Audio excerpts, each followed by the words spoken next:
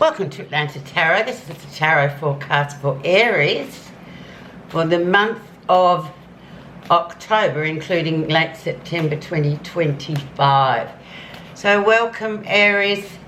I hope you've had a great couple of months. I haven't been here. I've been around the world. So I will ask you these times to like and subscribe. Apparently that's what you've got to do. It's free. You don't have to worry about payment or anything like that. It just helps me grow the channel. So I've been told. So Aries, we are in the air sign of Libra. So this next 4 weeks is all about balance, communication, all those Libran sort of extrovert type of energies coming in to play. You are in your 7th house of relationships. So let's see what goes on there. Okay, let's see what the energy around for your reading is, and it is the 7 of Pentacles.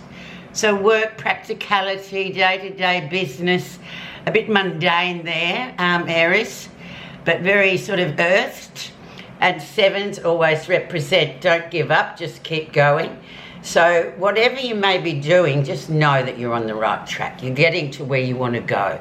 And don't forget to have a look, stop, turn around and have a look at how far you've progressed. And if you haven't, well then it's time to start.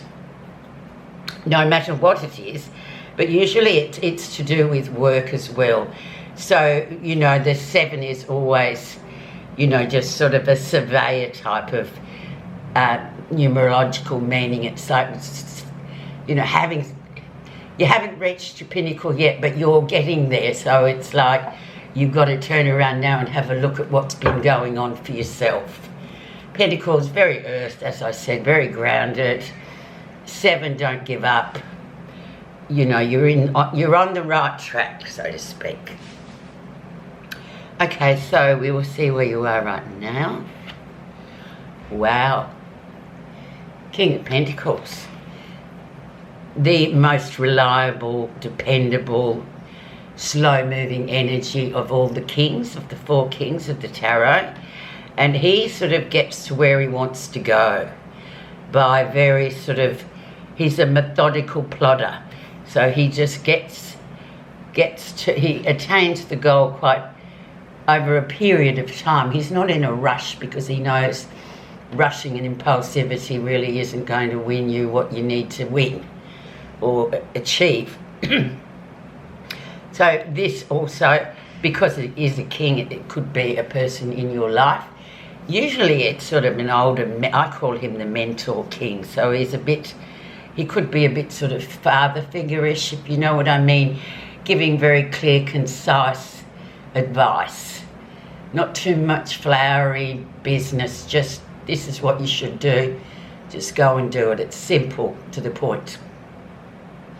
Very stable though. So if this is the guy who you know here, that's him. So, but also for yourself, it's that energy of, you know, slowly reaching the goal you want to achieve.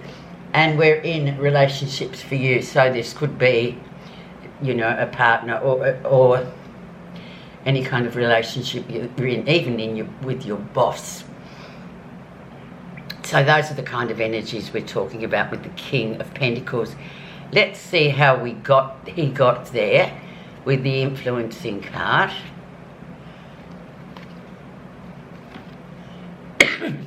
Ace of Pentacles.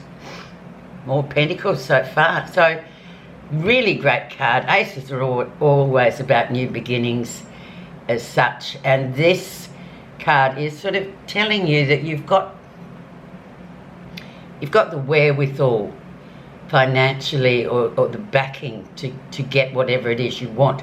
Could be a new job that's just come in or a promotion that you've been waiting for. But it's a really fortuitous card to actually get. I got it recently on holidays and I went, oh, what's that? And then suddenly I got a bit, noticed that I had this money coming in. I thought, oh wow, there you go. So yeah, very nice card there, very stable once again. But it's just encouraging you to move forward with those sort of grounded plans and your relationships with the people in your environment at the moment. Even a partner who could be very sort of, what would you say, trustworthy, and someone that who can help you get to where you want to go in a sort of timely manner, not rushing or being impulsive. Okay, let's have a look and see what was going on in August, September, which I didn't do a reading because I was on holidays. So let's have a look at what was going on there for you, and still is current today. The King of Cups. Complete contrast to the King of Pentacles. He's a very emotional, sort of diving type of a guy. Sort of does use, has a good grasp on his emotions usually. They call him the wounded healer actually, so this man obviously is in the background, so has a lot to do with what's going on at the moment. So he's that sort of guy that he will listen, and he will offer up emotional sort of advice for you. Or it could be, if you had a previous relationship, it could be this person. And for Aries too, an emotional sort of thing would, I don't know how that would go, because water can put out fire quite easily, so to speak, to keep it simple. But yeah, that's the sort of energy that he comes in with. Has really good advice, but sometimes just doesn't take it himself. It's a bit, yeah, a wounded healer, basically. So, however that fits, but interesting also in the 7th house of relationships for you. So, hopefully this resonates with you, which it should, in whatever stance you're at or whatever your position is at the moment in the aspect of relationships. So next we're going to have a look at recent influences. 10 of Cups, the self-fulfillment card, or the marriage card as they used to. That's more of an old-fashioned description of the 10 of Cups, but this self-fulfillment of the 10 of Cups is about you being happy emotionally within yourself, and then other people, or especially in relationships, can just enhance that that fulfillment that you have and add value to it rather than give it to you. You know, I think once we get in those situations, it tends to be a bit, it can become needy, or it can become dependency, which really at the end of the day sort of gets into a bit of a struggle later down the track. But if you have that feeling of, you know what you want, you know what you like, you're fulfilled within yourself, then it's perfect for you to, you know, have these other sort of connections with people. Okay, sorry, I just need some water. So let's have a look at the lesson. And we have the World, the end of a cycle. Major card, major doings. Very good card to sort of say, this is all wrapping up just as it should. So, and with the Pentacles that you have here, and the emotional of the Cups, it's almost like, yes, that phase of your, or this cycle, the particular cycle is coming to an end, which is really good. And it's also great for the relationship 7th house, because it sort of means that it's done, it's dusted, there's nowhere else to go. It's time to prepare for whatever comes next in terms of what's, you know, coming towards you, so to speak. So a really nice card. It's also a card of international travel as well. So that could be, obviously for some of you that might be on the cards. But yeah, it is a really lovely card. and it is, you know, the card of cycles finishing and being done and dusted proper. Excellent. It's a good position to be in too as your lesson for this time, because then you can go, okay, no more to do here. Let's move on to what's coming next. So we'll find that out now with the the near future. Ooh, Page of Swords. Things a bit up in the air with the dear little Page of Swords. Now these are sort of little messenger sort of people. And everything, well, it's an air card, so it's all suits because we're in Libra, which is air. But it's all things sort of up in the air. Nothing's really sort of grounded in terms of this. Also, whenever I interpret this card, I feel like it's a card of people sort of talking about you or speculating about you, or what are they doing next, especially in relationships. So we can see here it's weaving itself into something which is creating a bit of a stir, I guess, because the Page of Swords, often they describe him as a little spy. So these days we have all sorts of, well, human beings naturally do like to pry into people's relationships and business and look on Facebook and see what's going on. So it's all that kind of energy. So, but also it's sort of still up in the air, and it may be, you know, coming through because we are in Libra. It may be new ideas that are coming through to you for communication, etc.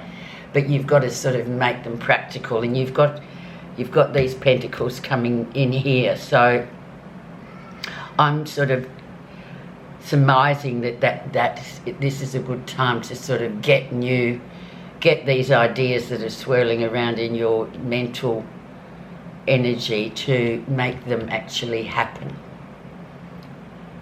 So you've got emotions, air, and you've got stability there. What's happening you're not realising?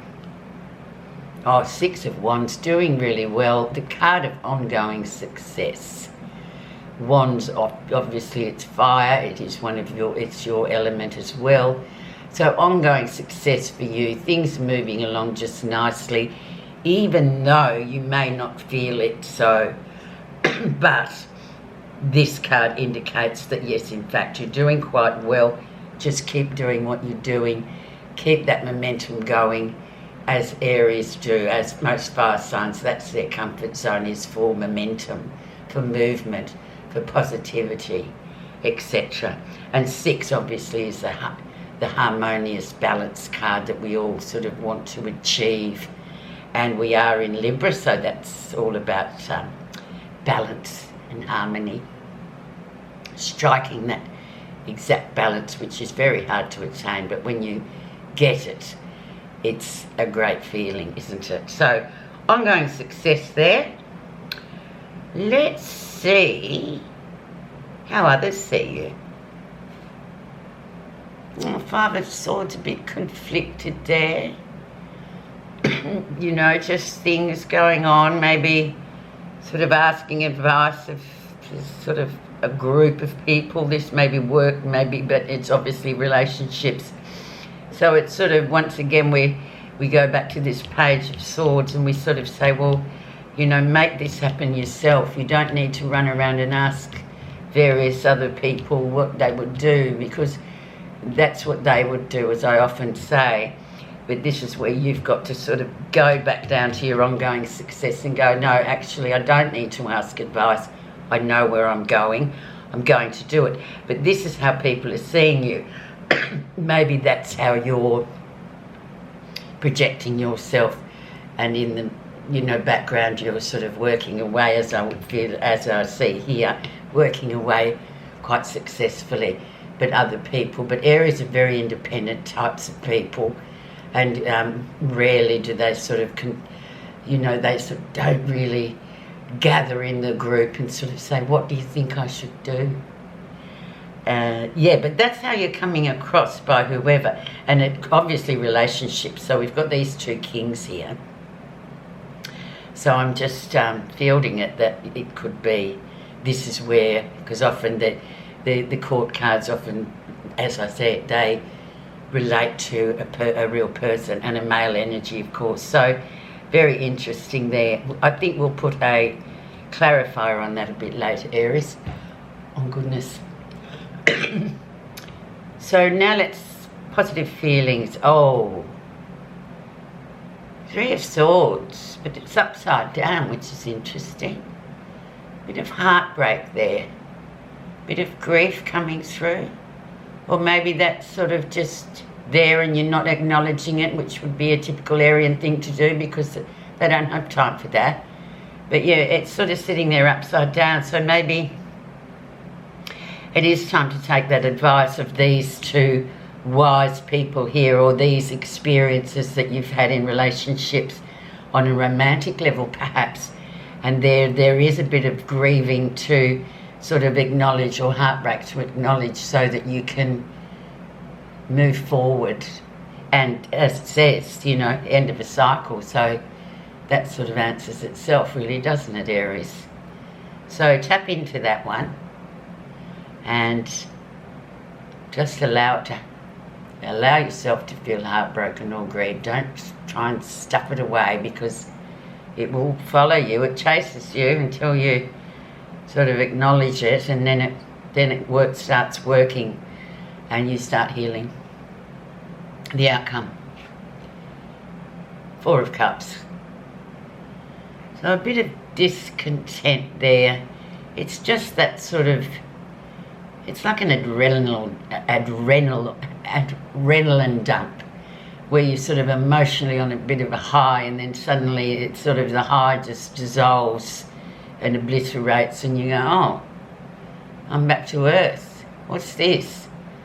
Where's all the joy and fun and, you know, wonderful Three of Cups, Two of Cups, soulmate energy, you know, celebrating type of thing? But that comes, you know, it comes and goes, doesn't it? Like everything, you can be up one day and down the next, especially in these relationships. So this is interesting. But with this one, I feel the advice for this Four of Cups is just to be grateful for what you have anyway, and don't be so, you know, expecting too much. Sometimes emotionally, and going back to here, this Ten of Cups, there's self-fulfillment too. And we all have to realise that we go up and we go down and we go around, and that's, but you know, everything comes in its cycles, doesn't it? Okay, so I'm going to pop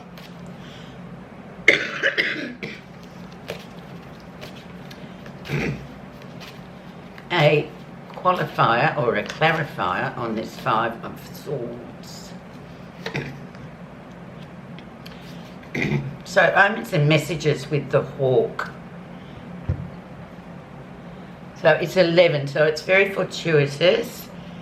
So underneath the surface, the Hawk's sort of saying that messages are coming through to you. Maybe you'll hear from people, or you will just sort of solve a riddle that you've been sort of wondering, what's going on here? And you might just get this sort of glimmer of, oh my God, that's why that is, or this is why this has happened. So this is that conflict story underneath, as we talked about. So it's asking you, the Hawk asks you to sort of fly above the whole situation and look at things and look out for omens and messages and just little things that may seem like nothing, but they come in, and then you think about it and you think, oh my God, and intuitively you go, oh, that's why. Now I know why this has been happening. But it's very much about a communication of listening to people as well, or just, you know, really immersing yourself as to be the listener rather than the one that's talking and rushing and doing. So it's about, you know, really sort of opening your eyes up to the messages that can come through very subtly, if, you know, when we sort of trust in the spirit world, etc., or the just omens, messages, all sorts of fantastic things that can occur.